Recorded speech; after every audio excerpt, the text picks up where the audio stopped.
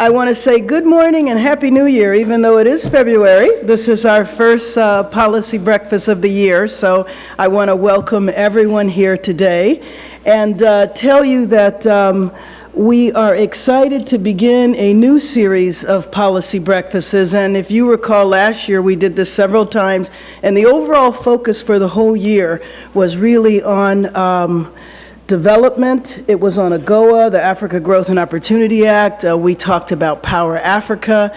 That was our focus last year, and we certainly are going to continue with that focus because, as everybody knows, AGOA needs to be reauthorized, and I am certainly hopeful that it will be authorized well before the deadline in 2015. But we're going to have a lot of exciting events this year, including President Obama's invitation to the heads of state from the continent to come and for a summit that'll take place in the month of August.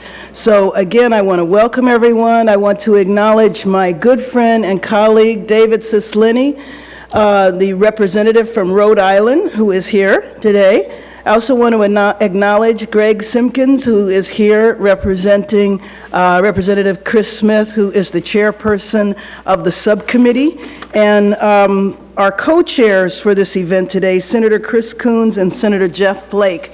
They might drop in before the morning is over, but they're co-sponsoring this with me. And for those of you that I haven't met, I'm Congresswoman Karen Bass. I serve as the ranking member on the Africa Subcommittee. Today we're going to have a conversation with the U.S. Special Envoy for the Great Lakes region and the DRC, the Honorable Russell Feingold. I'm not going to introduce Senator Feingold, but I am going to introduce Ni Akuate, who everyone knows. Ni has been around for many years in the Washington, D.C. area. I love this description of him. He's an independent analyst who has worked and agitated for Africa to make good progress in democracy. He has been an activist, a professor, an editor, an essayist, a public intellectual, and an organizer who has created and managed NGOs both in the United States and Africa. You have seen him on TV at Al Jazeera. You've read his publications in the Washington Post and the New York Times. And for more details about his background, you can look at the back of your program. But please join me in welcoming our moderator for today, Ni Akuate.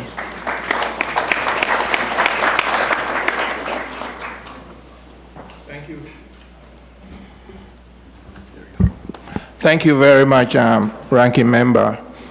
It's a particular honor to be asked to moderate this important conversation about events and what is going on in the heart of Africa. My job is pretty simple. It's to introduce and give the floor to the Special Envoy, the Honorable Senator Russell Feingold. Like mine, his bio is at the back of the program, but let me mention just a few things. He served in the U.S. in the Senate across the hill for 18 years, and for all that time, he served on the Foreign Relations Committee on the Africa Subcommittee, and he chaired it for a better part of that time. It will be hard, if you ask me, to find someone who has this deep knowledge of Africa. It will be hard to come up with someone other than Senator Feingold. But he has done a lot of other work in areas other than Africa. I remember the work that he did with Senator McCain on finance, and he left the Senate in 2011. And since then, he has authored a book. He has started an NGO called Progressive United to continue his work on financing U.S. elections. And of course, last July, he took on this important challenge of trying to get some stability and progress in an area of Africa which is so critical that I call it literally and geographically the heart of Africa. It's my pleasure to present to you Senator Feingold.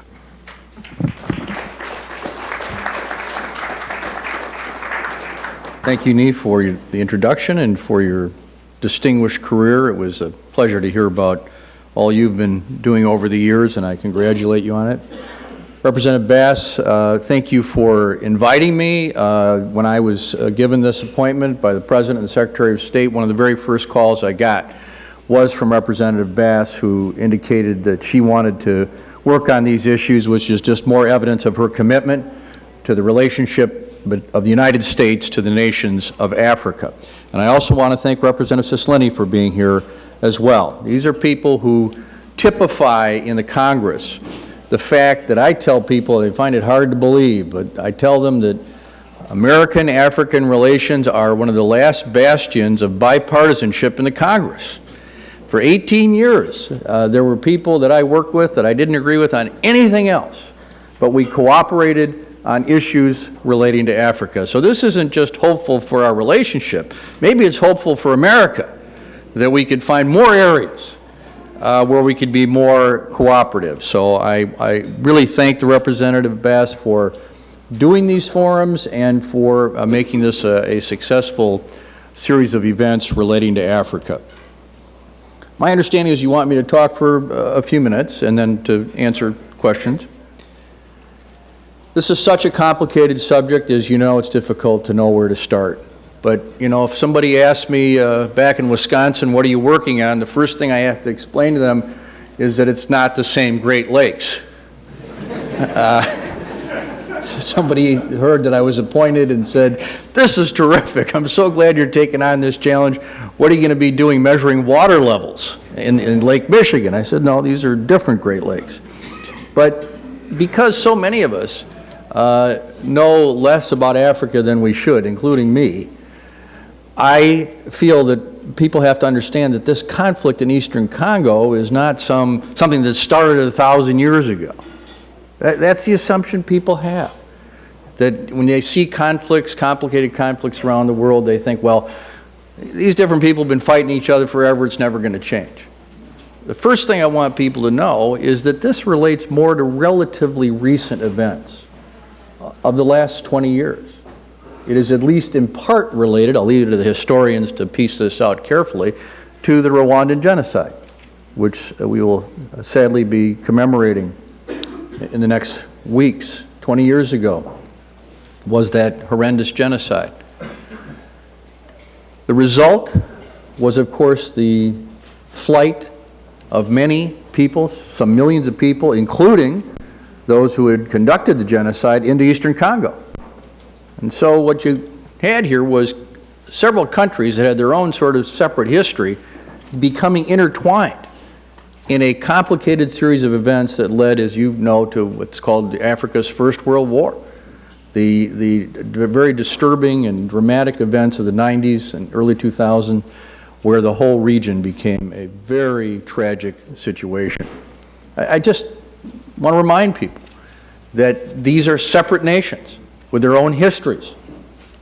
I was talking to Nia about this. I remember when I was 9 years old knowing about Congo, because in those days when there was a news flash or a news report, a bulletin, it was actually a bulletin. It wasn't because they had to fill up 24 hours of space. And I remember seeing the bulletin, Lumumba assassinated. So even as a young kid, I had some awareness, and sadly our own nation had a tragic involvement with regard to that incident. And so the Congo has had a very troubled history.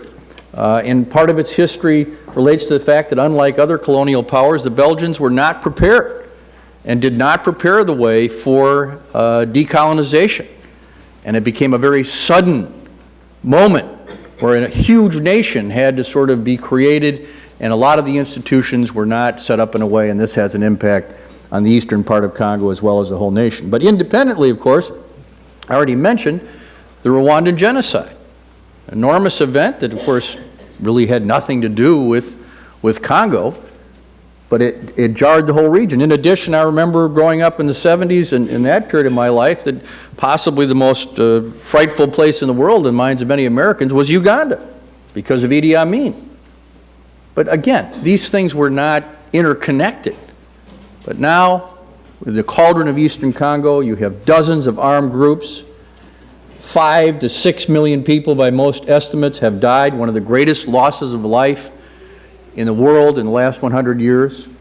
the conscription of child soldiers in an outrageous way, unspeakable and almost unprecedented sexual violence against women. This is a horrendous combination of things. So why would I want to take a job that had something to do with this problem? Well, it's because I believe this can be untangled. I believe that given the commitment of the international community, and frankly, I even see commitment from some of the nations in the region, that somehow this can change. Eastern Congo and the Congo is a place of tremendous resources. Sadly, those resources have been exploited for the use of others instead of for the Congolese people. But that doesn't have to stay that way. I was proud to be one of the sponsors of the legislation that at least set up some standards for abuse of minerals in the region. So the international community is signaling, I hope, to the people in this region that we are going to not just pay attention to this now, but that there will be sustained attention, that we will stay engaged, and the President and the Secretary of State, not only by appointing me full-time, but by making many other steps, have signaled that the United States is going to be part and parcel of this sustained attention. It is coupled with the commitment of the United Nations, the Secretary General visiting the region, appointing the former Irish President Mary Robinson as the United Nations Special Envoy, the presence of a Special Envoy from the African Union, an envoy for the European Union. We actually work together as a team. We named ourselves an E-team because of the emails that we are constantly sending each other. But this is not every few weeks. This is almost every day. I tend to get up early. I got an email from Martin Kobler, who is the Special Representative, the Secretary General for the MONUSCO, for the force there. He emailed me, and of course his time was not so early, but I woke up at 5 and there was an email telling me something I really needed to know. And so this is the kind of attention we're giving to it. Ban Ki-moon came with Jim Kim, and they came to the region last year and pledged $1 billion from the World Bank if progress can be made. Not only is MONUSCO a force that's trying to get rid of the armed groups in the region, but for the first time an intervention brigade has been created, a specialized group of troops whose purpose is to try to disarm these armed groups, and frankly they're given a little more aggressive authority or given more ability to act in a way that isn't often given to a peacekeeping force. And we've already seen the positive results of that in terms of defeating and eliminating the M23, which was both a military victory but also a diplomatic victory. Because as an E-team and working with the different countries in the region, we essentially did a form of shuttle diplomacy, as well as a heavy presence at the Kampala talks, where we stayed up sometimes till 4 or 5 o'clock in the morning with the negotiators urging this agreement to be made. So we think that's the formula here. Sustained attention, where necessary, military action to stop armed groups, but always coupling it with peaceful and other mechanisms and diplomacy, not only to stop the violence, but also to encourage confidence building between these nations. Each nation in the region will tell you, and I've had access to the presidents and foreign ministers of the region on a regular basis, they will tell you about how the other country needs to clean up its act. And that's normal. But the goal here is to try to figure out if a trust can be built, a trust that has been broken by so many years. So there's an international aspect where the donors and the other countries participating have to show that they're committed. There's a regional aspect in terms of making sure the confidence is built and that there is no external interference in the Eastern Congo.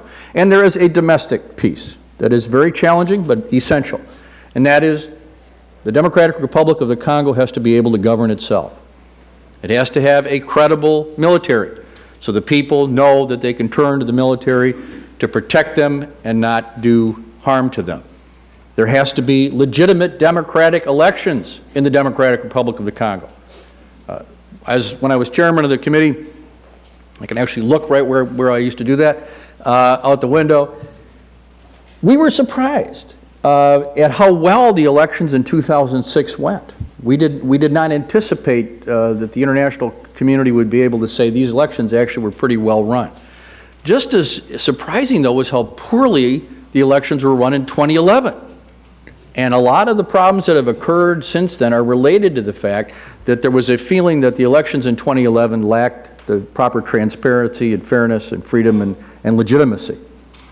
So now the Democratic Republic has to have local, provincial, and presidential elections in the next few years that meet those standards and that, most importantly, give the people of the Democratic Republic of the Congo the feeling that they really have a role in choosing their elected representatives. We also need accountability for those who have committed these crimes. It is not enough to simply achieve a ceasefire or peace on a temporary basis. This has been tried before, and it's failed. In the past, an amnesty has been given, not only to those who simply were involved in a rebellion, but to those who had committed crimes against humanity and war crimes. This is unacceptable. And this was a bottom line that we insisted on in terms of the Kampala talks and Nairobi declarations, and I'm happy to say that the Congolese Parliament has passed an amnesty law that provides for amnesty for those who were involved in a rebellion if they are willing to sign a pledge not to do it anymore, but no amnesty for those who committed war crimes or crimes against humanity. And we are urging the Congolese government to move forward with creating mixed chambers and courts and taking actions to make sure that those who have committed these crimes are brought to justice. So there's a great deal to do. I have just touched on some of the points, but I think those of you who are with the U.S. government and work with the U.S. government should be pleased that the United States is very engaged in this, and I certainly want to say to all our partners from the African countries, the distinguished ambassadors and others, that I can't tell you how pleased I am at the access we've had and the opportunity we've had to say basically, how can we help? Our goal is to help. We don't want to interfere. We don't want to try to tell countries what to do. But if there's a way the United States, the international community can move this forward, we believe this can become not only a great region in Africa, but a leader in the world in a way that it should have been long ago. So with that, I'll leave it at that. Thank you very much. You want me to sit down or stay up? Up to you. Okay. I'll stay up so people can see me.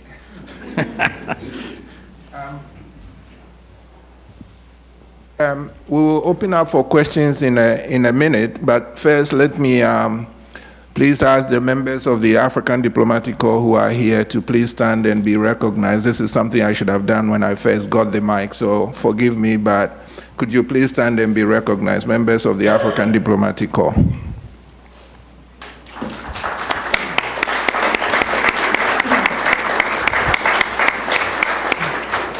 Thank you very much. The other thing that I should have said is we have an innovative way today of getting questions from the audience. You will be giving cards, and please make sure you have your name there and you have your question or comment. Now, the cards will be brought to the table, and from that, we will pick 5 people to go to the mic and summarize what they want to say, the questions they want to pose to the senator. And please remember, put your name there, 1 question only, and I'll select those who will go to the mic. And you will have no more than 2 minutes to make your comments. Now,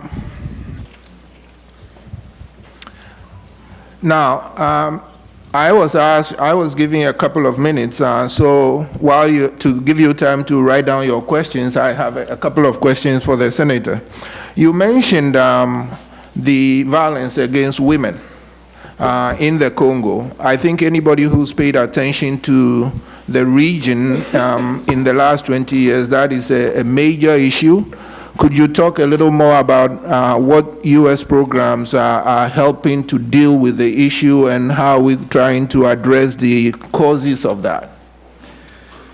Well, as I suggested, and I have been hearing about this problem in eastern Congo for a very long time, the type of violence against women that has occurred has to do, of course, not just with sexual crimes, but has to do with intentional efforts in many cases to use, in effect, this kind of violence as an act of war or a method of destroying other ethnic groups or other groups. So this is this is a very complicated issue, not to mention the medical and other issues that are connected are some of the most difficult that have ever been encountered. I just had the chance to tour the hospital and facility in Bukavu that is famous for trying to deal with this issue. It's a heroic effort that is going on there. I met with the women, many of the women who have suffered this unspeakable sort of violence and what it's done to their families, not to mention offspring that come from these kinds of situations and what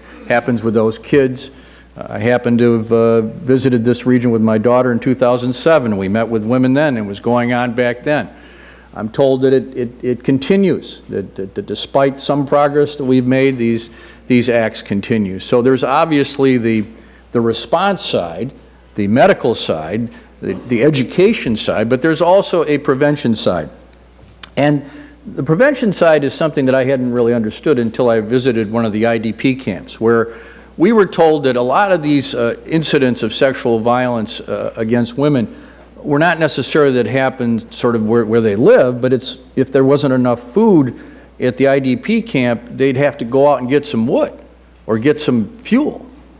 And it was there, or in the fields when they wanted to farm or raise a crop. That's where the violence often occurred. So if you provide an infrastructure or a secure situation for a woman to be with her family, she may not have to go out in a situation like that where she's exposed to violence. So some of the programming has to do with supporting the response and the health care and the other issues that go with it, but some of it has to do with prevention. I happen to have with me, and I won't read off all the programs, but through AID, we do have a number of very specific programs already relating to sexual and gender-based violence. There's an Ending Sexual Violence by Promoting Opportunities individual rights program with the International Rescue Committee. There is one with the International Medical Corps, and there is one with IMA World Health. So I won't go into all the details, but we think that there needs to be far more of this, that this needs to be a part of the regional commitment. It is part of the framework agreement, which I should have mentioned before.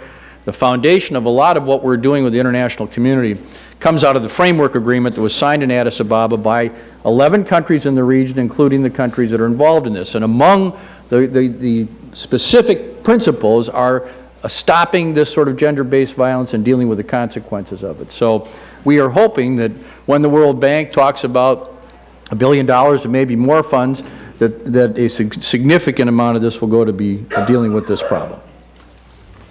Thank you very much. You mentioned the World Bank, and in fact, that leads me to my next question about the economic potential of the Great Lakes. I mean, I think one of the facts that hits everybody is how fantastically endowed the area is. Now, the wealth has not been, as you said, exploited properly, but if you look down the road, what are some of the things that can be done to make sure that this wealth benefits the people of the area? And of course, in what ways can the U.S. establish strong economic ties with the Great Lakes countries? Well, there are many different ways in which peace and cooperation in this region could lead to not only a reasonable level of living, but even a substantial improvement. First of all, in areas such as Eastern Congo, North Kivu, and South Kivu, this is very good farmland. I had the chance to fly over to MONUSCO the other day, and this is a very beautiful area that has enormous potential in terms of agriculture. If you talk to the governors of the province, of course they're aware of the great mineral wealth, but they talk about agriculture. And the fact that if we are not in a war situation, even though the population is quite dense, it is one of the more densely populated places in Africa or anywhere, this should be able to be self-sustaining. As to the minerals, it depends on the mineral. I happened to tour an American copper mine in Katanga, which is sort of self-contained, very successful operation. But with other minerals, it's more complicated. We passed the legislation that has to do with the so-called 3 Ts, and we're having some success with tantalum and tungsten and tin.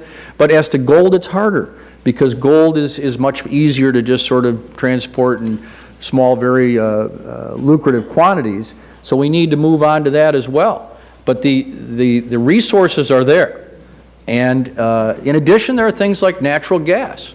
in Lake Kivu is potentially a source of tremendous natural gas if properly and safely exploited and environmentally appropriately exploited in a way that is cooperative between, let's say, Rwanda and Congo. That also can lead to great prosperity. But this, again, is why confidence building is crucial. And I like to think that as we create a broader dialogue to resolve some of these issues, that it won't just be about stop fighting and stop helping rebels in our country and the more negative issues, but also announcing economic wins as a part of the negotiation process, I think helps bring confidence. Hello? Before we move on, I just wanted to acknowledge that we've been joined by the great Charlie Rangel. Representative Rangel, my mentor. Good to see you, Representative. Before you go on, as you know, the Majority Leader Nancy Pelosi has a conflicting meeting this morning, but I just had to stop by to tell Congresswoman Carrie Bass if she would listen. I always listen to you. And I am so encouraged by all of you that are here to keep alive the interests of Africa. When I first came here, it was because of compassion for the people in the continent. But more and more in later years, it's really for the United States and the rest of the world that we maintain this high level of interest. And so I regret I can't stay, but I'm just so proud of her and what she is doing with all of your help. Thank you. Senator.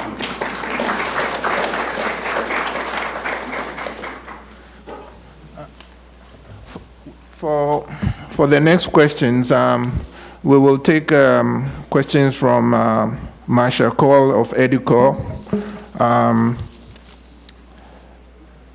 afraid I can't read the name, this name well, but the person is with the UN Foundation. And then Sarah Prey from the Open Society, and Liberata Mulamura from the Tanzanian Embassy. And will you please get to the mics? And while you are doing that, Senator, I was wondering, you did mention the unfortunate U.S. Involvement during the Cold War with the whole Lumumba affair. Some people have asked me, therefore, does that mean that the U.S. owes DRC help to help it move forward? Well, I don't think you can ignore history. The people of the Democratic Republic of the Congo had finally achieved independence after one of the most horrific colonial records of any nation. They democratically elected an inspiring young man as their prime minister, I believe he was, actually. And he was gone in a few months. This is not a proud chapter. Whatever exactly our involvement was, we clearly were involved. We have to keep that in mind. On the other hand, I think our general role in the last few decades toward the Democratic Republic of the Congo has been positive. I think we should be more engaged. That's why I'm so proud of this President and this Secretary of State, because they are the ones who said we should be more engaged. They are the ones that said, we're going to appoint somebody full-time to do this. We're going to give you all the support we need. So I think whether you look at it in terms of obligation or whether, I think more importantly, you look at it in terms of our hopes to have an even better and great relationship with this great country with its fabulous history, the United States needs to maintain a sustained commitment to this country. And any of you that have spent any time there in the DRC, you can't help but fall in love with the place. And the people are so fantastic. Despite, you look at the economic indicators, it's one of the poorest countries in the world. The attitude is so positive, and I feel the attitude toward the United States is pretty positive. I think we have a friend in the people of the Democratic Republic of the Congo, but they need us to be there to help move this nation to the next level. I called on 4 people. Sarah, 1 second. I see only 1, so perhaps we could add a few more. Mr. Joseph Imbangu, could you also please get to the mic? Isidore Mulambu? Yes, sir. Okay. Maybe we can take those two. Sarah. Hi, Senator Feingold. My name is Sarah Prey. I work for the Open Society Foundations. And first of all, just want to express our gratitude for your work. Those of us in the human rights community had exceptionally high expectations of you when you took the job, and I have to say you've exceeded them. So thank you. And also want to pass along the gratitude from our Kinshasa office, my Congolese colleagues. I appreciated your analysis of the 2011 elections. We feel very similarly. And I think the U.S. government missed an opportunity to positively impact those elections. So I was wondering if you could comment on how you are going to approach it differently, lay out the consequences for failed elections, and hold the Congolese government to their commitments under the framework, specifically as it relates to free and fair elections. Well, this was, if not the main focus, one of the two or three main focuses of the trip I just took for 9 days in the DRC. And the first thing that I've tried to say is that, you know, the DRC actually had a pretty good year last year, 2013. They were able to militarily get rid of a very serious rebellion. They were able to negotiate, which is not something countries often do, but successfully with this group and create a series of accords that did not make the same mistake of the past, which I've already described in terms of amnesty for those who had committed war crimes. The economic indicators, even though it starts from a relatively low base, are strong, are getting stronger. So in a way, when I spoke with President Kabila at the end of the year last year, we felt like that this was, in effect, a winning streak, that the DRC was looking better and better. Now, in order for that to continue, the elections in the coming years have to be credible.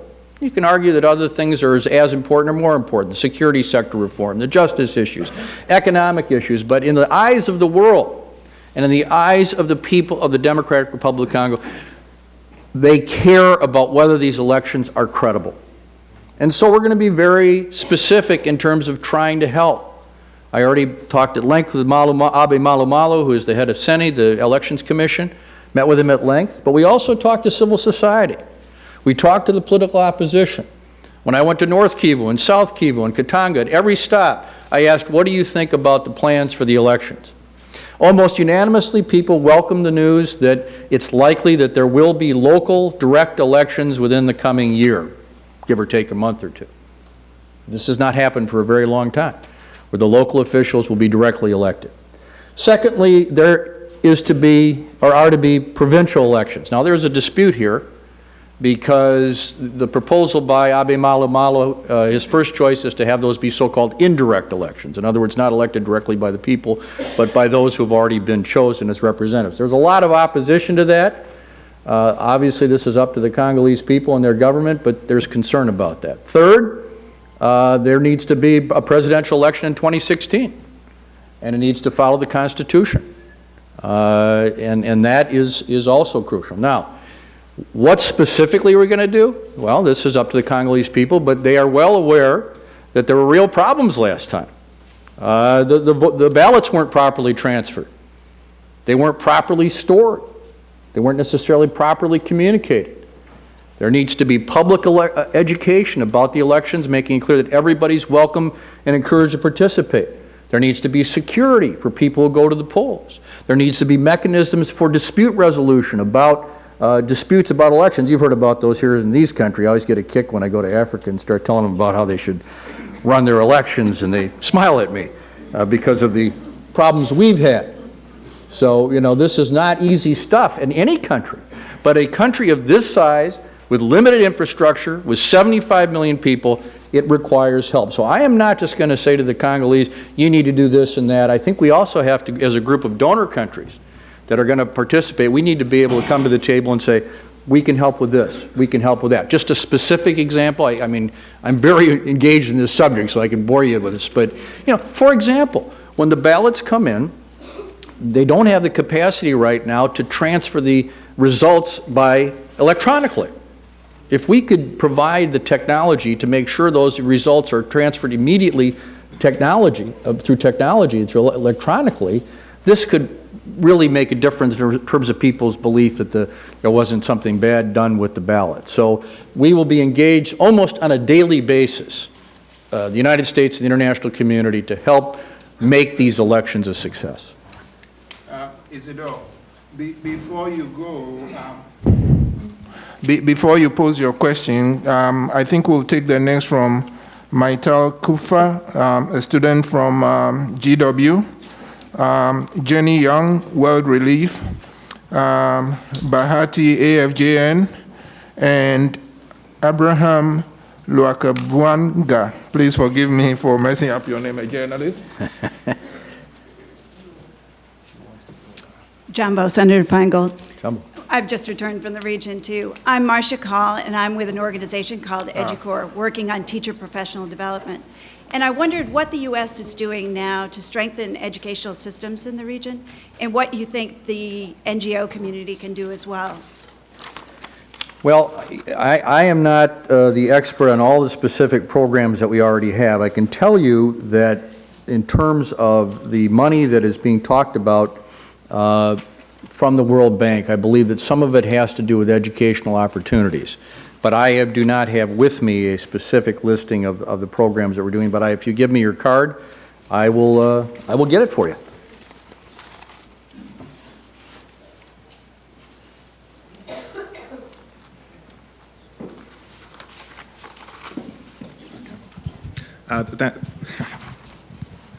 Thanks a lot, Congressmember Bass and Honorable Feingold, for this moment. My question would be about the elections, not only in the Congo but in the whole region, because the U.S. engagement into the peace process in the Congo can only work if the same process is applied in the neighboring countries, meaning Rwanda, Burundi, Uganda, and there are elections coming up in all those countries. My question is, how is the U.S. engaged into getting, for instance, President Kagame to sit with his opposition? What are we doing to get him engaged, fully engaged into the process, so that it's going to pacify the whole region? Well, you're right. Senator, if you will forgive me, I think we will take 2 more questions, and then you can tackle all 3. So could we take the next 2 people at the mic? I'll try to be fast. Hi, Senator. My name is Jenny Yang, and I work for World Relief, which is a humanitarian organization that has been working in Eastern Congo since 1994. I have a few questions. We've actually been engaged in what's called village peace committees at the local level, in which civil society is actually coming together to resolve some of these grassroots conflicts.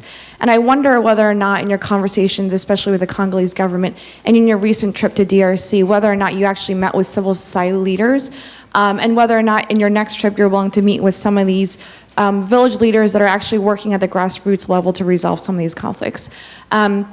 Secondly, I'm wondering... Could we please keep it to 1, please? Sure. Let me just ask this one last question. You were yourself a senator, and you actually led Congress in passing key legislation around Congo. And I'm wondering whether or not you actually have recommendations for staffers and members who are sitting in the audience today as to specific policies or legislation they could support in Congress to help you in your job.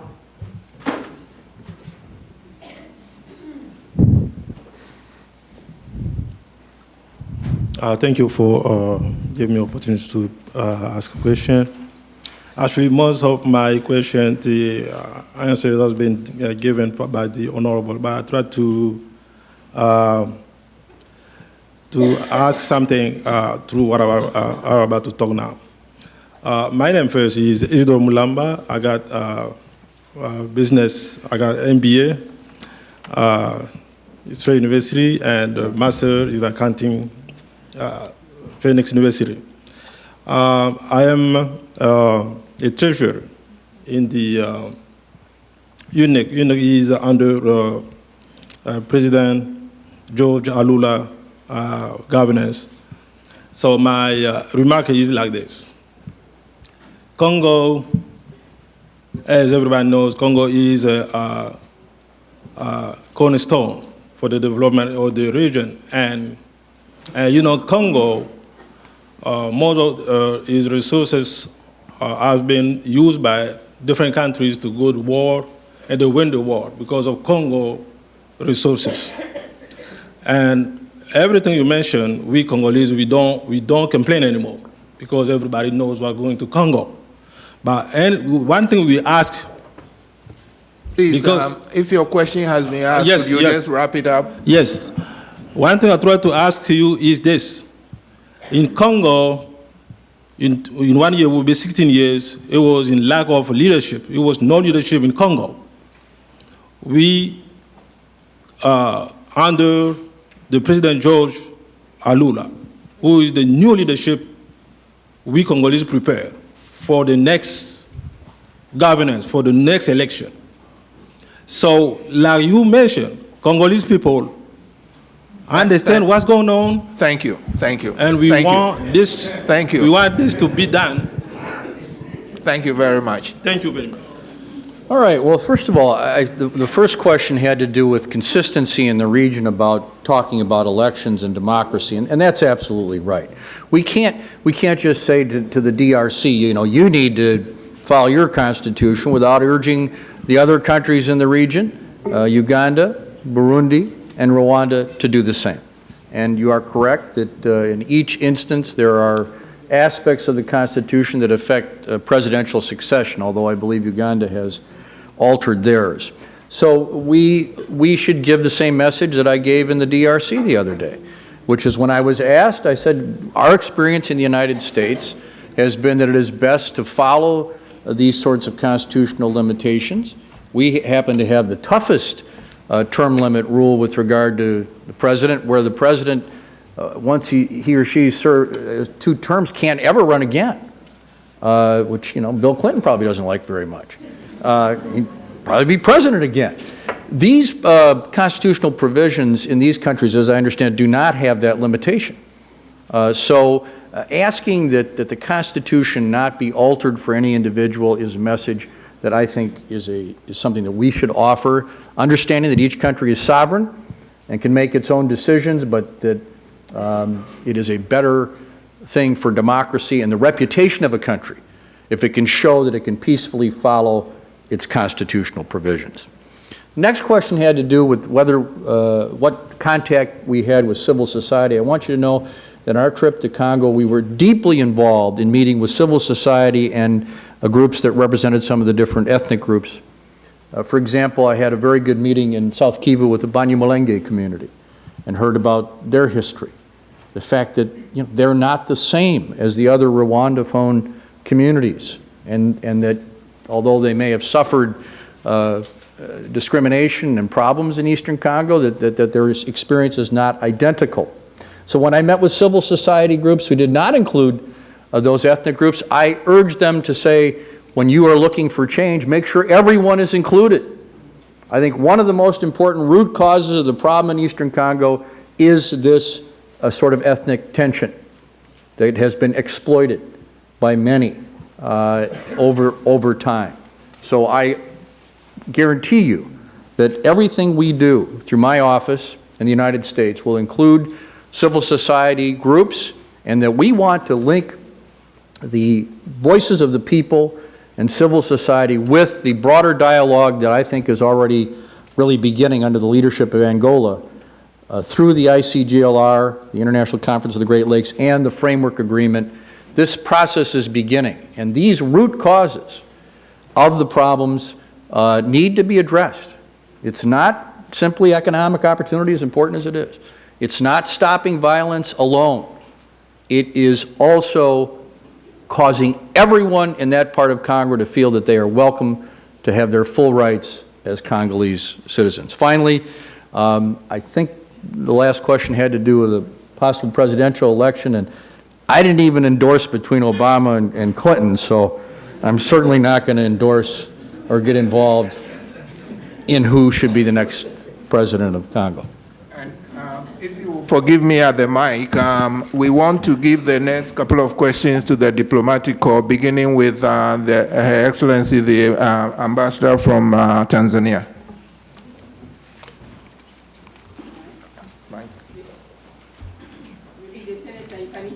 I can, yes. Here is a mic.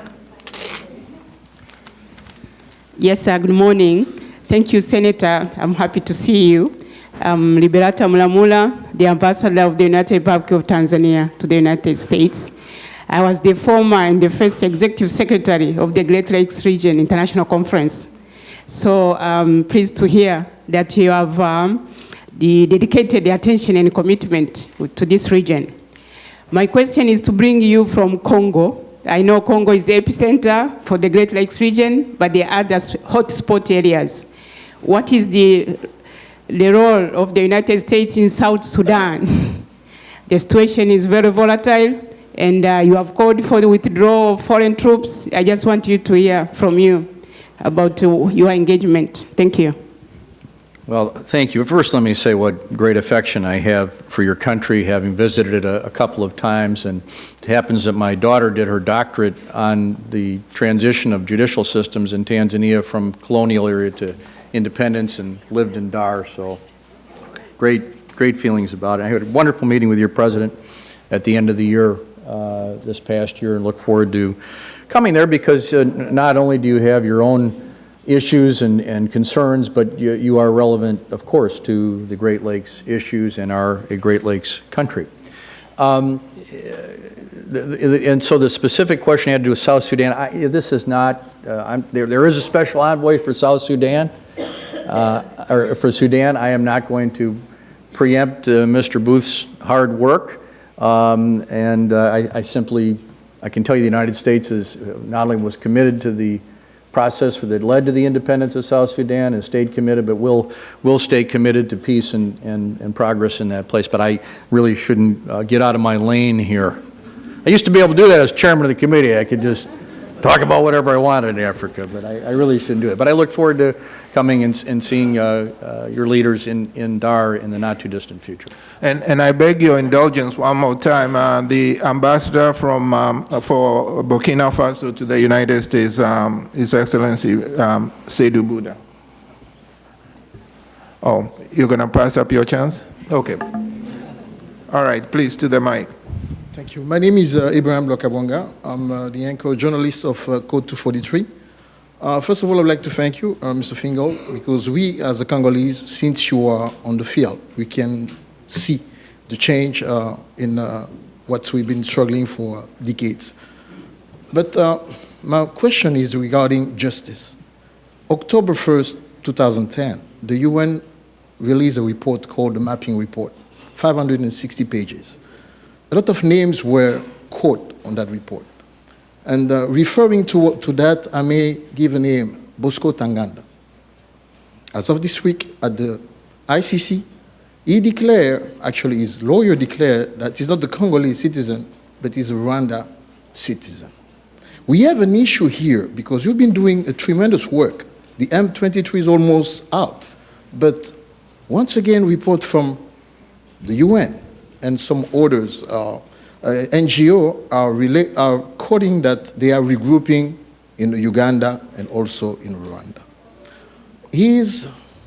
Are the United States going to help the implementation of an international crime tribunal or internationally a court to judge all those who've been involved into those massacres? Thank you.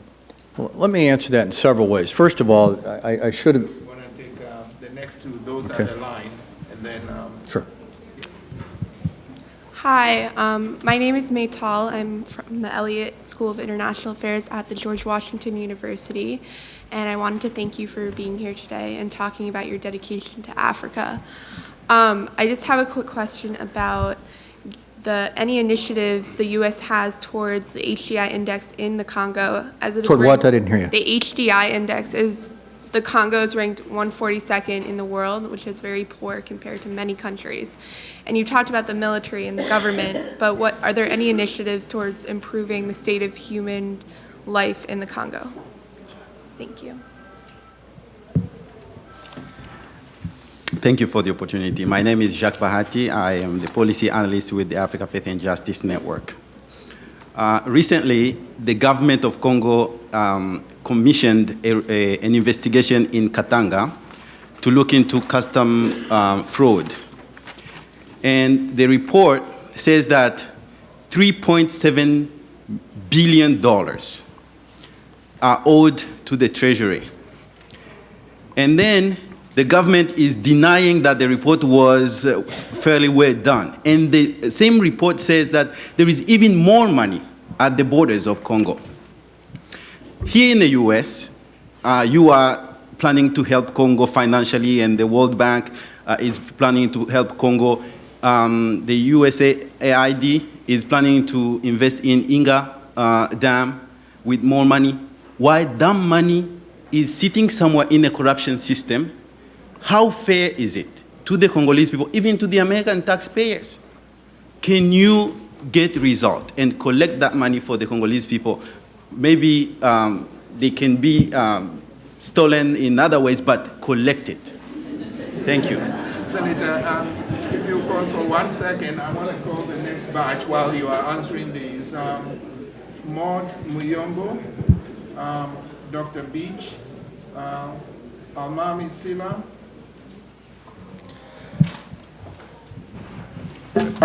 Let me say again, Almami Sila, Dr. Malcolm Beach, Mande Muyombo, and Gilbert Mundela. Could you please get to the mic, Senator? Well, first, the question was about accountability with regard to criminal acts, wars, international crimes. First thing I want to do is to go back and say that I should have mentioned at the beginning how important it is that the Nairobi declarations that came out of the Kampala talks be enforced and followed up on. So, not only does that mean making sure that proper mechanisms are put in place to have people that have committed war crimes or crimes against humanity be extradited and brought to justice within the DRC under a proper series of courts with all the human rights and other due process conditions that are necessary. So that's one part of it. The other thing is, though, for those who have not committed these sorts of crimes, there has to be a credible disarmament, demobilization, reintegration program in the Democratic Republic of the Congo. Now, we spent a lot of time on this trip visiting what was being done so far. Our sense was that it was not where it needs to be.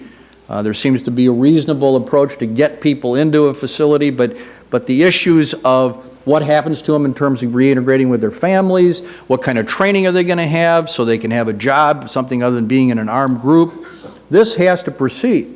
And the neighboring countries, Rwanda and Uganda, have to cooperate with this as well. And so our job is to urge everyone to actually take care of that. So that, again, this has to do with distinguishing between those who have committed these crimes that have to be prosecuted and those who perhaps can be reintegrated.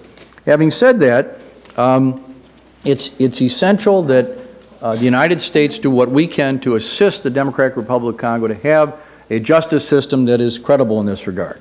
After my trip, where I talked about these so-called mixed chambers, and what this means is Congolese judges combined with international judges, probably African judges, who make sure that the standards of the courts are at a level where the international community can look at these prosecutions and say, these meet international justice standards. And it also means proper prison conditions. It means due process. It means that the extradition efforts are properly documented, and then you can ask properly the other countries to extradite the people who need to be prosecuted. So that's the first level. Whether or not this ever leads to an international tribunal is a separate issue that I've not yet addressed, but at the moment we're focusing on the possibilities of Congolese justice in these cases. In terms of the HDI index, yes, the Democratic Republic of Congo is very low on so many of the indicators. It's one of the least wealthy countries in the world, but I've had many conversations with Prime Minister Matata, who's very professional and very dedicated to improving this. He takes great pride in the fact that he is actually not so much a political guy, but a guy who really is focused on moving those indicators up in the DRC. Now, I again have these a long list here of programs that we're already involved in AID, child protection and prevention of child soldier recruitment, programs strengthening communities' pacification efforts through the UN Habitat Program, community recovery and livelihood programs through CARE International, even low-cost space transmission stations for cell phones through Vodacom so that people can have some ability to have an early warning system in case problems are occurring. So this is one of those situations where you can't get into the guts of all this. This is what we have now. But there is no suggestion here that this is all we should do. But it is examples of things that the United States is already engaged in. Finally, I understood the last question to have to do with issues of customs and revenue and whether there's transparency with regard to revenues within the Democratic Republic of Congo. This is a serious issue. You do hear a lot of complaints about it when you go around the country. And, you know, I even heard a lot of complaints about a system in the Democratic Republic of the Congo that I'm trying to understand, where apparently officials can go in and find a violation in a company, and if they exact the fine, they get to keep 40% of it, the individual. And so there's a tremendous incentive to find a violation. We even heard allegations that sometimes these officials will find somebody on the inside of a company who will, and ask them to purposely not do something they're supposed to do under the law so they can come in and do a violation. So I'm going to be asking some questions about, is this really a good system in terms of the governance of a country that is so vast, and it's something that I want to at least ask some questions about. Maybe there's some answer that would be credible. But yes, the United States is concerned about transparency, and it's important for the Democratic Republic of Congo to show transparency in terms of its revenues.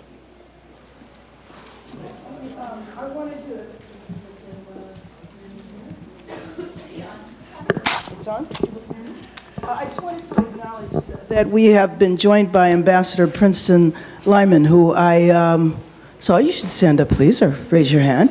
Former ambassador to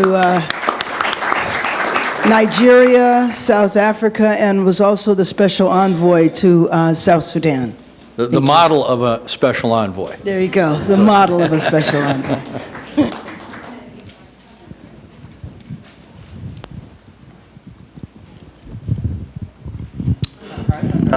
I had called several people to the mic. I see only one, Gilbert. Oh, I'm sorry. Okay, please go. Yes, my name is Mande. I work with the General Board of Global Ministries of the United Methodist Church. Ambassador, I wanted to thank you for your wonderful work, but I want to emphasize on the economic aspect that you really said. Indeed, 2013 was great from Congo.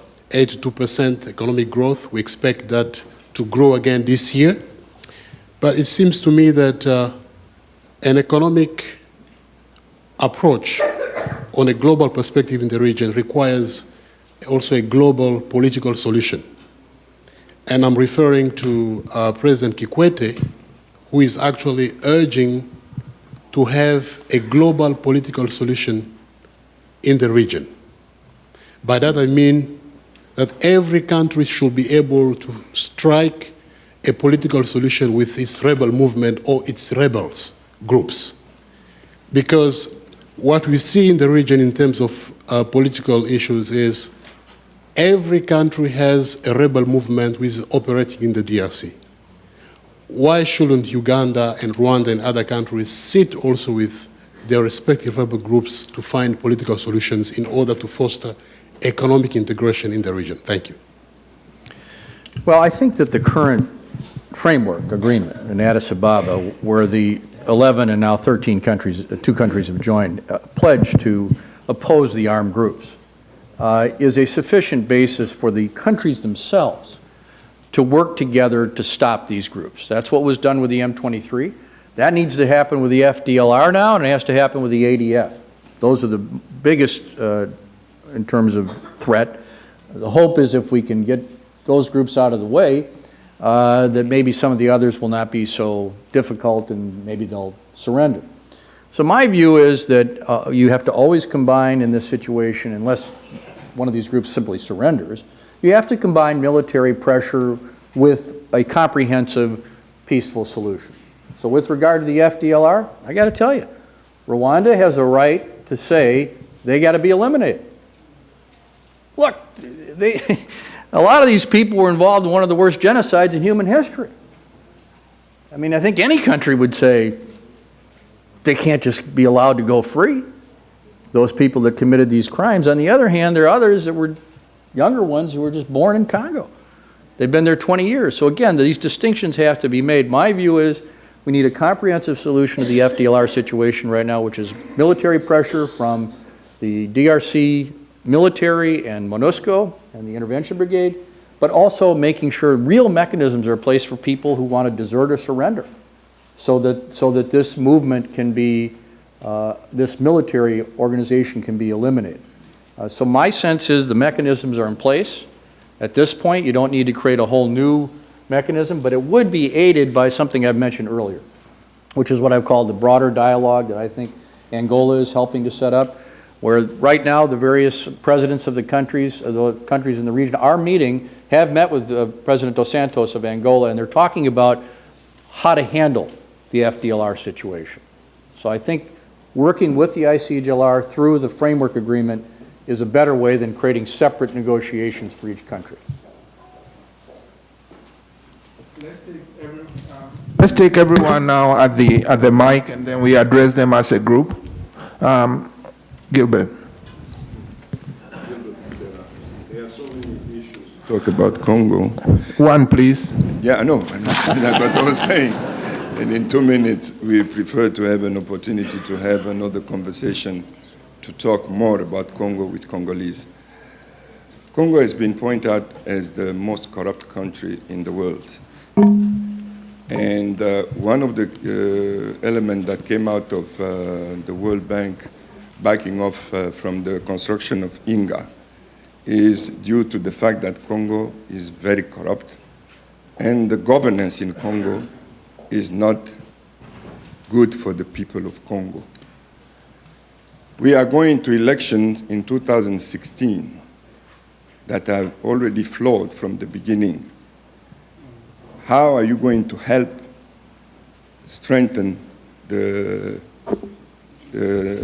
election commission, which is now run by the same guy who orchestrated the crisis in 2006? Because the 2006, I lived them, and they were flawed. There was a war in Kinshasa. In 2011, there was another crisis. And this is the critical issue we have in Congo. Elections have been flawed, and those who were elected never took power because the power has been hijacked by force by the current government. I just wanted to acknowledge my good friend and colleague from the great state of Texas, Sheila Jackson Lee, Congresswoman Sheila Jackson Lee.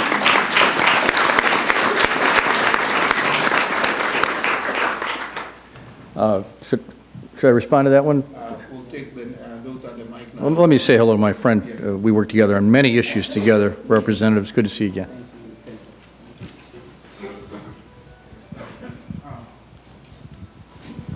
Thank you, Senator. Thank you, Congressman Bass. My name is Almami Sila. I'm Africa Regional Director for the International Foundation for Electoral Systems. The problem I see also in the region is that we have very strong leaders and very weak citizens. And we have not been able to have those citizens' voices heard in the right way. The gentleman who spoke before me was talking about elections. Many times we report on elections, quick to report on elections as being free, fair, and transparent or whatever it is, but those citizens who live in those countries realize that those elections were not free and fair. Secondly, I think we are not looking at elections in an electoral cycle mode. We are looking at it as an event, when in fact, if we are going to help the citizens of those regions, we have to be able to help them to be able to understand the electoral systems and the electoral commissions that are mandated to organize those elections. So rather than being an event-driven, I think I'm hoping that you and the US government will look at the electoral cycle and begin to support that process as we go along. Thank you. Thank you. Yes, my name is Eric Kamba. I just came from Boston. And just to ask you this question, the narrative is about the narrative. You actually alluded to that narrative earlier on your remarks. The narrative of Rwandan. The problem of Congo today has been always Rwandan and Uganda.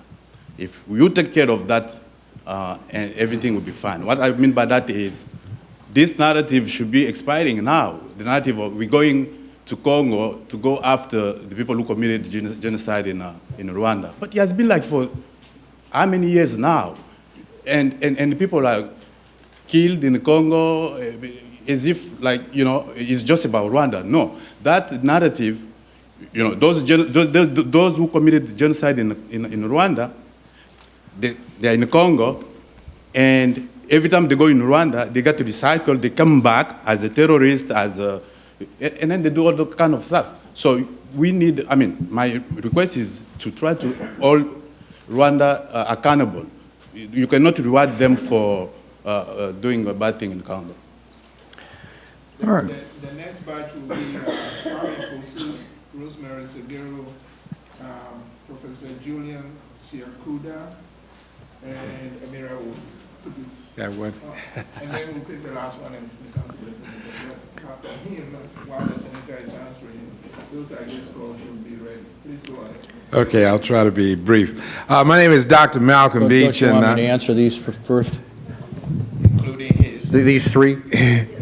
I've got three lined up here. I'll try to make mine short, Senator. My name is Dr. Malcolm Beach, and I'm with the National Business League. And my question is simply, what is the American policy for helping small businesses in the Congo to engage with American small businesses to try to do some business and help everybody make some money? Okay, the first two questions had to do with elections, and it's interesting, just slightly different take on the history of the elections. The general narrative that I've heard and comments I've heard is that the 2006 elections were on balance much better than people expected, and that Abe Malu Malu was in charge of the CENI Electoral Commission at that time, and the general view is he did a pretty good job.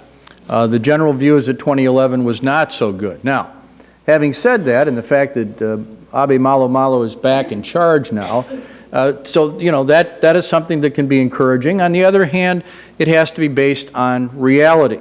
And so we are spending a lot of time with the Abe, who has spent a lot of time with us and pointing out things. For example, I asked him a question. I said, well, what happens with your voter lists? Are you going to update them? And he said to me, well, we really can't do that. For this election. I said, well, what happens if you were 14 when the last elections were held? Well, we're not going to be able to help with that. Well, my elections, when college students wouldn't have been too happy to hear that. Things like that. But he was willing to engage on that kind of conversation. He reminded me, as did the foreign minister, that this isn't the United States. They don't have the resources we have to solve every single electoral problem. But there are minimum standards that have to be met. So I take Abe Malu Malu at good faith, but we have to engage the opposition parties, the civil society, and others in making sure that going into this process, as we go through it, that people feel it's credible, not just that the international community at the end says, this is pretty good. And in that regard, I think the second question related to how can we create an environment where people feel welcomed in part of the election. Well, I think this is something where the United States should try to help. Public information, media, and other public education programs that can really seriously let people know what is happening with these elections, what's at stake, what order they will occur in. I think this is a role that we can be particularly well situated to help with. In terms of who's to blame and in terms of the Eastern Congo, look, I simply refuse in my position to sort of say one side or the other is to blame. It's complicated. And even if Uganda and Rwanda had never done anything wrong and never did anything wrong again, the DRC still has serious challenges. And to suggest otherwise is wrong. On the other hand, to suggest that there has been no interference from the outside or disruption or taking advantage of the situation in Eastern Congo is also wrong.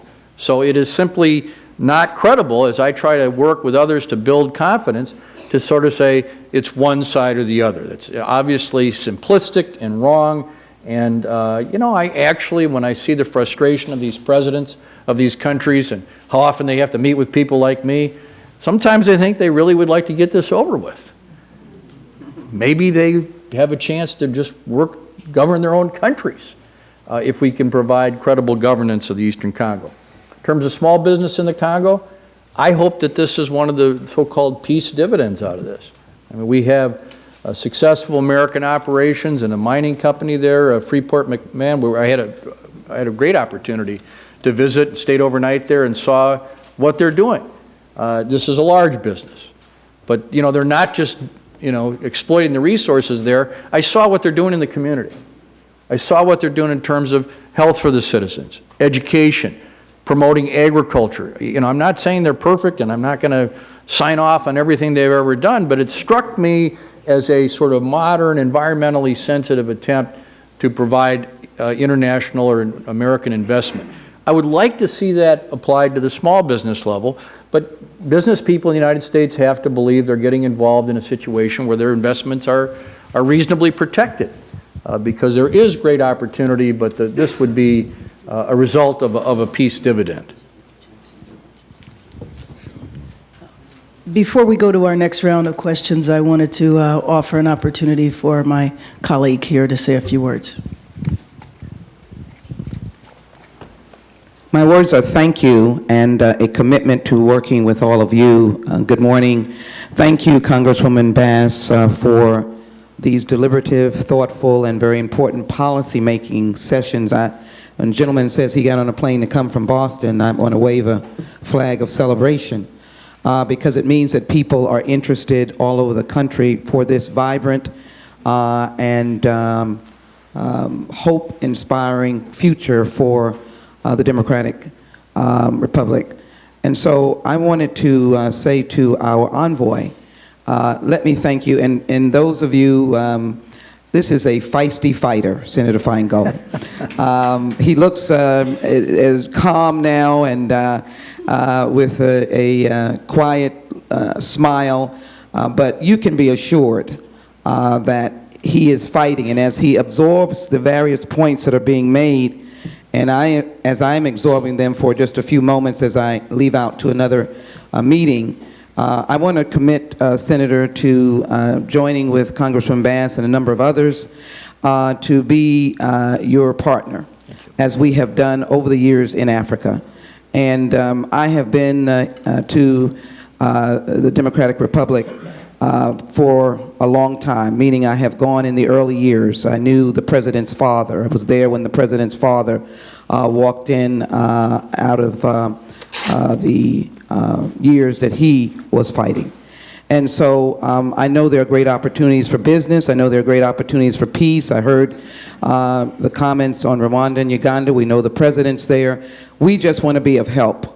We want that lake region to be the way it should be, and the way I think many who are from the area would like it to be. So count us as advocates both in policy, working with the State Department as you are, and I hope that we will have a roadmap to begin to advocate, and it's tough, and I'm not going to yield any toughness to anyone that we don't understand.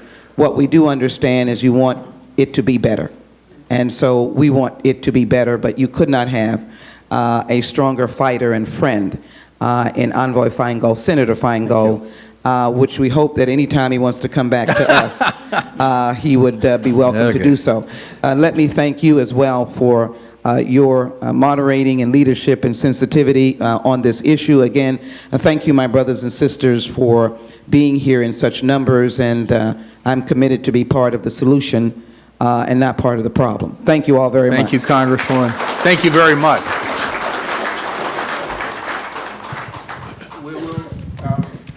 We'll begin over there, and please do me a favor and make it particularly short because time is against us. Thank you.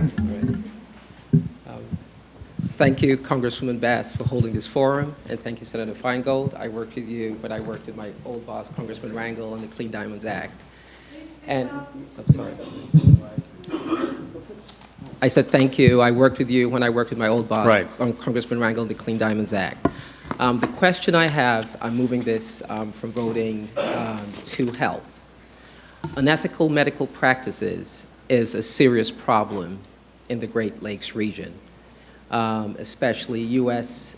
Doctors and researchers performing research on women and families without informed consent. In 2011, I wrote an important paper called The Outsourcing of Tuskegee to Africa.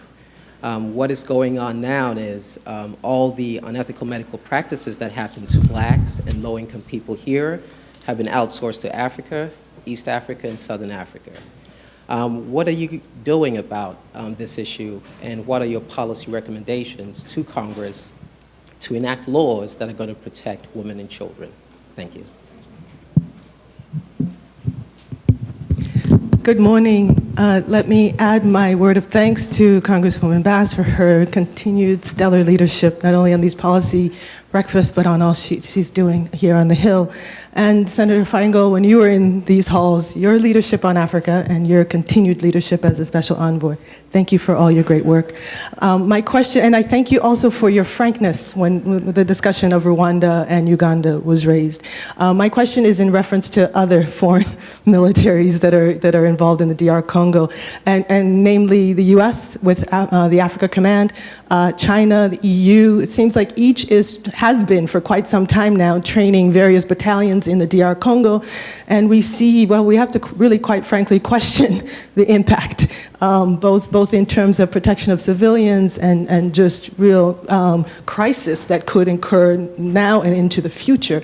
I guess my question really is, in your role as special envoy, is there an opportunity to do a real comprehensive review of AFRICOM, in particular their role in the Democratic Republic of the Congo, to underscore really what has been the role and impact of U.S. military operatives, further heightened now by the reports of drones being introduced in the region, and so both on the military as well as on the intelligence side, the role and impact, and a review is so sorely needed, not just in the DR Congo, but could we start there? Thank you. Good morning, Senator Feingold, Congresswoman Bass, and Congresswoman Sheila Jackson-Lee. Congresswoman Sheila Jackson-Lee was our co-sponsor on child soldier and women abuse during conflicts. She has really worked hard for Africa, and Congresswoman Bass. I want also to thank President Barack Obama for the 3 initiatives which are involved: the Young African Leaders, the Power Africa, and now the upcoming president. My question is, Senator, how do you work? The young lady there asked about civil society. How do you involve us as Africans? I come from Kenya. So how do we involve us as civil society here in the United States in what you are doing in the Lake region? We may have a bigger voice than you. You may be the senator, but we may talk to the women, the people, and to understand. You need to work with us. And also the other question is, I'll be observing election in South Africa. We observed election in Kenya 2013, and I'll be observing election in South Africa in May. How do you look at the conflict that occur in Africa? And what can you say with the Congress, the Senate, and the President, with all the initiatives he's creating? We really appreciate. We want the United States to say something about the violence during elections where my nephew was killed and our people killed. So we want this to be on the Hill, and we thank you so much for your hard work. I knew when you were talking about Somali, when we used to meet on Somali issues. That's right. Thank you. Thank you. Reverend. On the first we'll take just the Reverend last, and then Thank you for giving me the floor. Senator Feingold, I traveled from London, UK, for this meeting.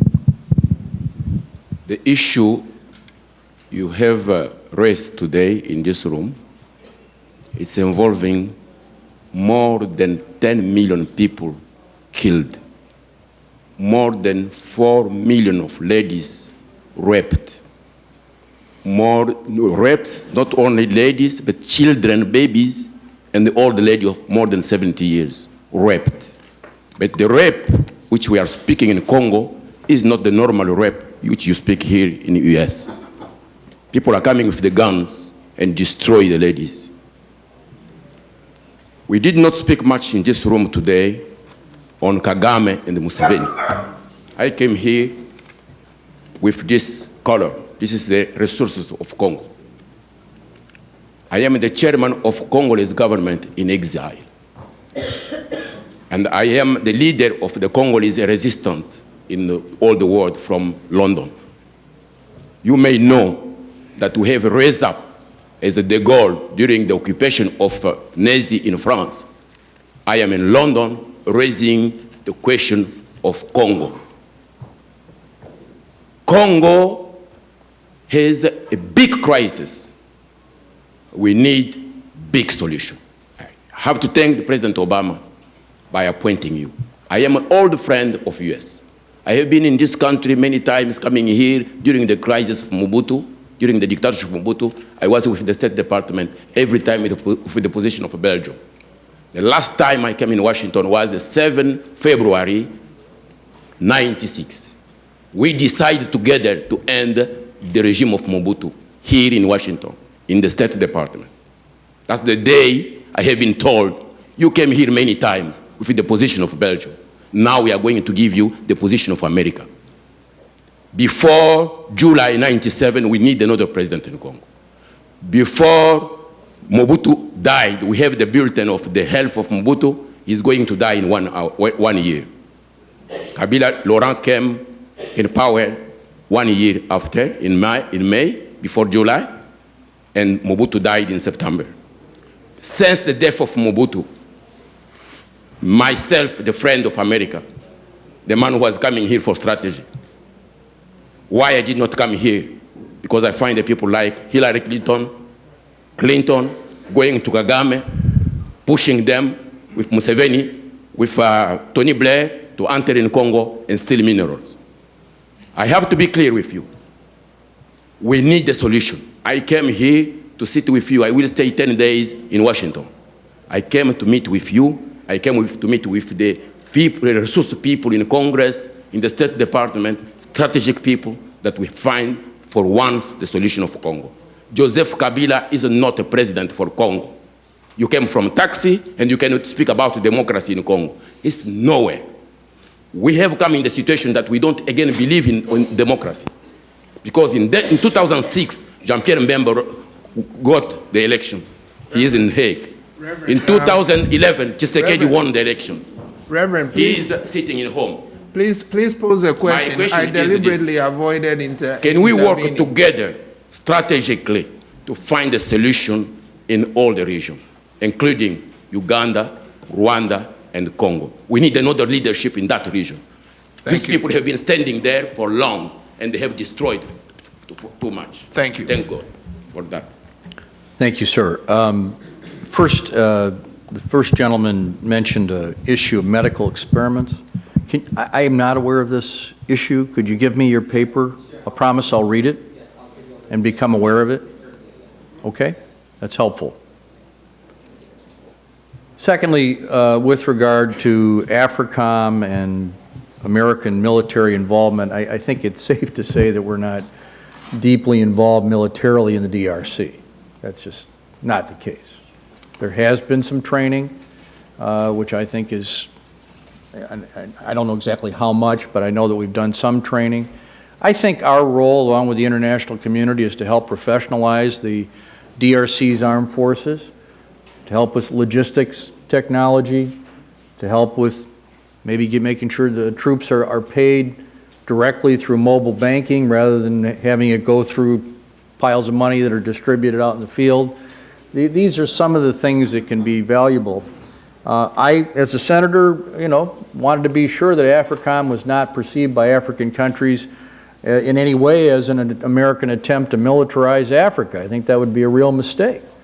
But I think if AFRICOM is properly utilized, it can be helpful in a number of situations. So you have to be very sensitive to the sensitivities of the African nations with regard to this kind of an entity. You mentioned the UAVs and drones. These are not American. This is MONUSCO. The United States did not produce them. They are unarmed, and they are being used by MONUSCO in order to observe only. So I just want to clarify that. That is not an American effort. With regard to meeting with civil society and people in this country that are interested in the DRC, I think I can confidently say I've been working very hard on this. This is not the first time. We had an excellent meeting with the Congolese diaspora and a couple of other sessions as well. And I will continue to directly engage with people in this country who are not government officials and who have an interest, either whether they are part of the Congolese or diaspora from other countries in the region or simply have an interest in it. That will continue just as it will continue in the relevant countries, where we will always, as we have on, I've been there 7 times now since September, almost every instance have had that sort of a meeting. Finally, with regard to the gentleman that came all the way from London, thank you for coming from so far.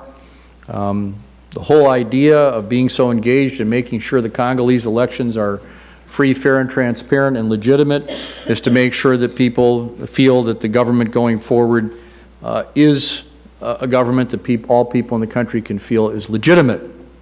And so that is an important part of our motivation, which will continue, and it has nothing to do with individuals or who wins or who loses. That's not our business. What our business is trying to help the DRC have elections that both the Congolese people and the people of the world can say are legitimate. And finally, you asked about regional solution. Yes, our goal here is to be fair and even-handed. Our goal isn't to just praise Rwanda or just praise the DRC and see, you know, if people can figure out what side I'm coming down on. I don't have any of that. I have none of that. I just want to see this violence stop, and I want to see the people of this area finally get the lives and the well-being that they deserve. So a regional effort is essential. And this is why I have worked for months on saying that even though the framework is a good thing, it's a good document, the benchmarks that Mary Robinson is working on with the Technical Support Committee is good, but we need a broader dialogue. And the exciting thing that happened in Angola was that President Dos Santos and his foreign minister took a leadership role and pulled together 5 or 6 of the key presidents and started a process that I didn't think was necessarily going to happen. If we can link this up through the leadership of Angola, that's now head of the ICGLR for the next 2 years, with the ADIS framework, this could be the missing aspect that we have to have in order to make sure that there are regional solutions. I'll say again, this has to do with the international community being committed, it has to do with the DRC reforming itself, but it also has to do with regional confidence building and the cessation of inappropriate interference. Thank you very much. This room is full of friends of mine, so I'm going to get in trouble for those whose questions I didn't get to, but time has run out, and we are going to save the last question for Her Excellency, the Ambassador from the DRC, Ambassador Mitifu.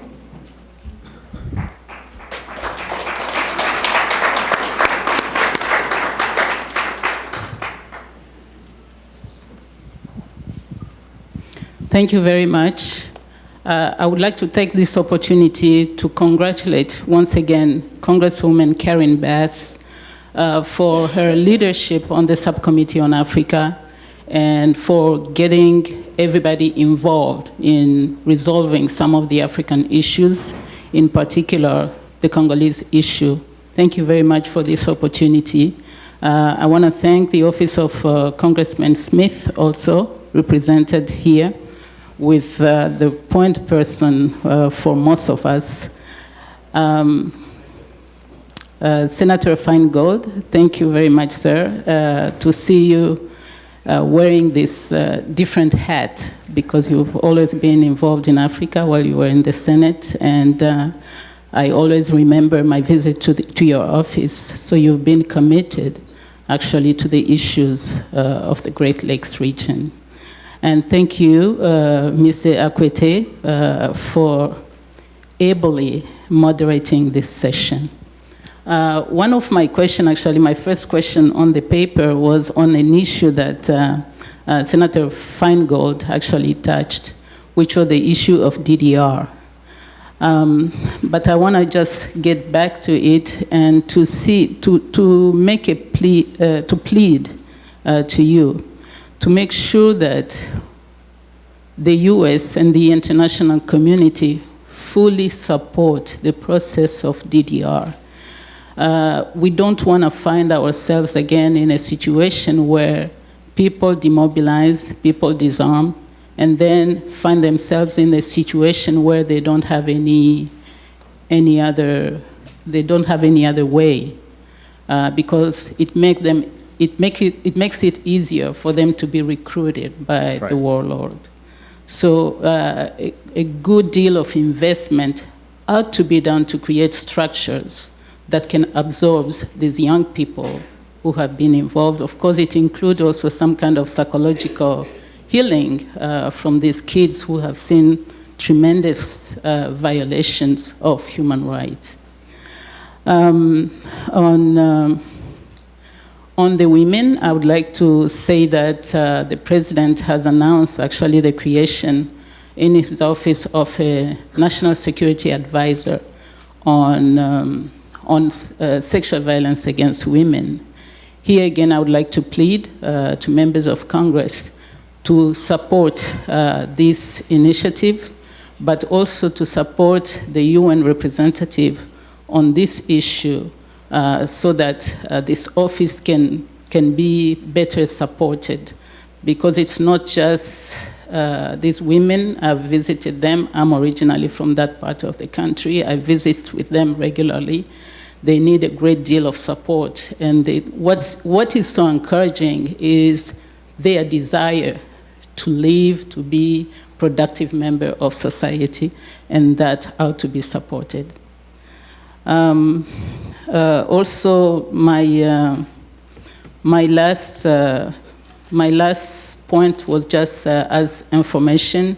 Yesterday there was a signing of the Code of Conduct between the Electoral Commission, the civil society, but also the parties from the opposition. Thank you again, once again, to everybody who is in this room. Thank you.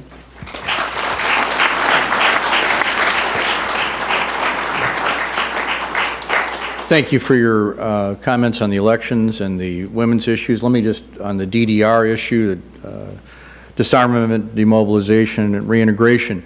Yeah, this has to be a joint effort where your government, I know, has put forward a plan, and the donor community has indicated a desire to help, but we have to come together. I had a long talk with your foreign minister, Chibanda, in Addis, and he indicated he was going to be calling a meeting with the donors to discuss this, and we have to break this cycle where each side says, well, what are you going to do? Both sides, the donors and your government, have to come to the table, and I'm saying this to the donors, we need to be more specific about what we're going to do. But you also have to be transparent about how you're going to move forward. I actually was impressed with what I saw at the pilot school there in Katanga. We had a long visit there, and I could see the general's enthusiasm for doing the first steps, making sure the mattresses and the food and everything was there. That looked good. But I wasn't as satisfied with the answers I got about, well, what happens when they're done with this program? I had a chance to meet with young men, very young men, who were both M23 and FDLR at the MONUSCO DDR facility in Goma, and to ask them, why did you join this movement? Where do you want to go? What do you want to do? These young men need to have a legitimate program. So you and I both agree on that. We just have to really focus on this, because you're absolutely right. There's very little that is more important than getting this DDR thing correct. And thank you for your leadership, and it's always been a pleasure to work with you.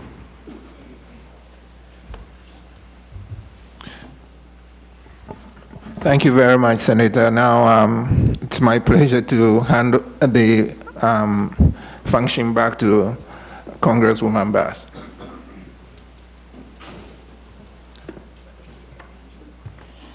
I just want to say really thank you to the senator, because he has just been extremely generous and gracious with his time. It's an awful long time to stand up here and take question after question from an audience after giving a presentation. So let me just thank you very much and ask everyone to join me. Thank you, Senator Feingold.